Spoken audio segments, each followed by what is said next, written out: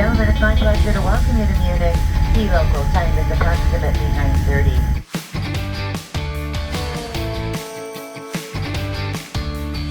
This is Erik Niemeier with Agromatic in Fond du Lac, Wisconsin. Today we're visiting Tittmoning Germany and the KRAIBURG company where our rubber mats and flooring come from.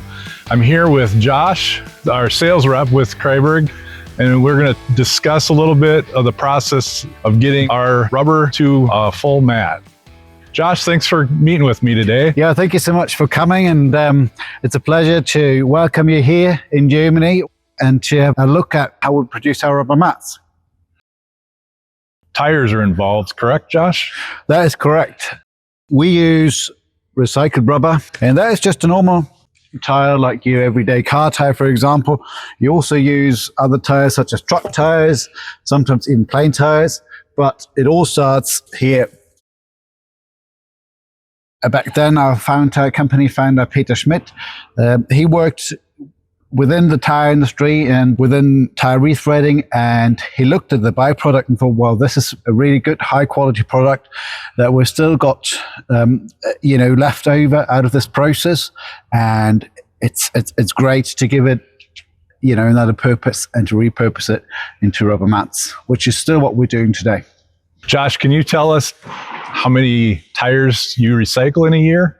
Sure. So in a year, you're roughly looking around 35,000 tons of rubber, and that's the equivalent roughly to about 7.5 million car tires in a year. So that's a huge quantity of tires that we can recycle here in Tittmoning, Germany. Can you kind of break down that process or how that works? We get the raw material delivered to us every day, and it's basically the two main products, that is within our rubber mats come out of shredded tires, basically. So the tires just being, taken apart in its different components, and all the unclear things such as little tiny metal things and all of that is being taken out. So what we get out of the tire industry are these rubber granules.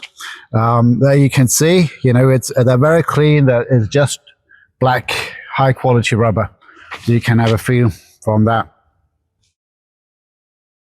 So that is the one part that we use from tires, and the other part we get out of the tire rethreading industry, which is where they basically you're looking at the front part of the tire, where they take off the thread of the tire, and we get that out of Austria, out of Geretsberg, and that just looks a little bit like this. It's got a bit of a more structure, longer structure. It's also a different rubber quality.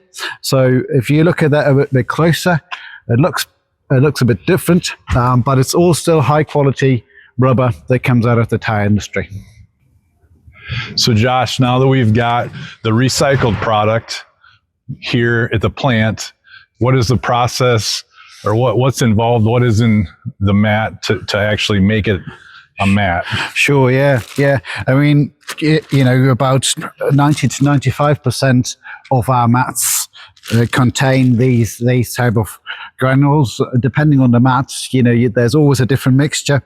So, but that is the bread and butter. This is the base of our rubber mats, and from there on, we actually mix in a few things. We don't mix in any unnecessary fillers or anything like that, just what we really need to manufacture this high quality product. So next to that, we also mix in some plasticizer softness that we need to keep the quality up. And to be able to do that, which is quite unique, we develop a mixing process. So it's a very special mixing process where you put in all the ingredients and it gets mixed through. And because of that, we can use vegetable oil that is in food grade quality. So I've brought you some here, and you can see, there's nothing to it. You can use it for cooking if you wanted to, and therefore, cheers. That's pretty fantastic. Yeah. A good, healthy product. It's safe for the environment and safe for our cows to be on. Yes. Cheers. Cheers to healthy, good quality mats.